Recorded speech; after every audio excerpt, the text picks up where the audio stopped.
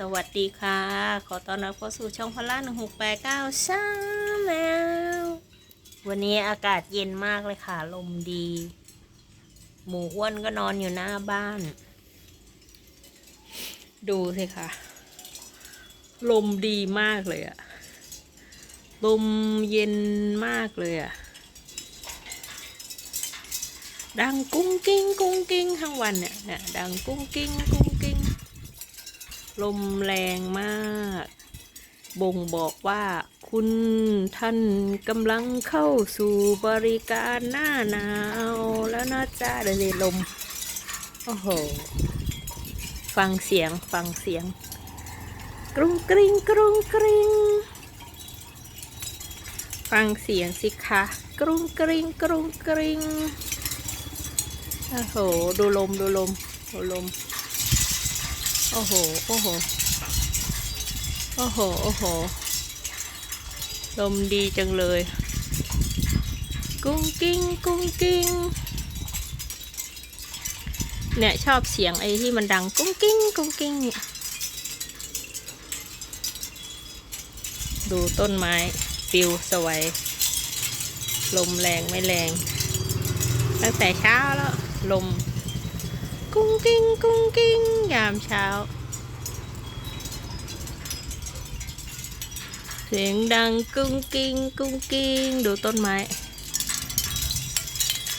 แรงไม่แรงก็ดูเอาเมื่อก่อนไอ้พวงเนี้ยซื้อที่วัดมาที่วัดหลวงพ่อหูยดังดีมากเลยตอนเช้าดังกุ้งกิ้งกุ้งกิ้ง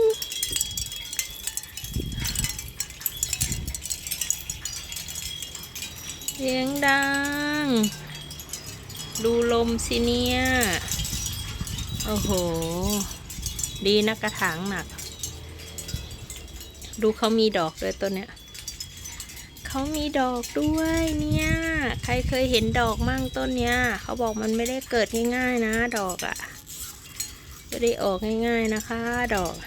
2 ดอกนะคะแต่ดอกนี้ไม่บานแต่ดอกนี้บานนะคะสวยวิดูเขาเกิดดอกใหม่เฉยๆเขาเกิดก้านใหม่สีเขียว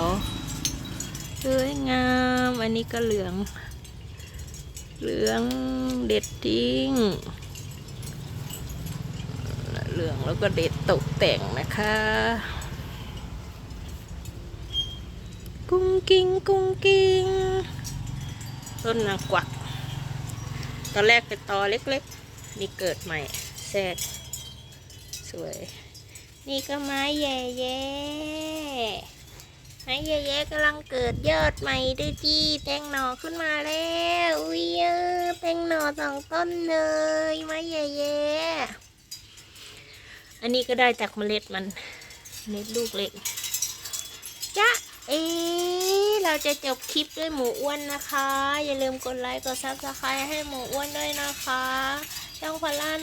1689ชาแนลนะคะสวัสดีค่ะ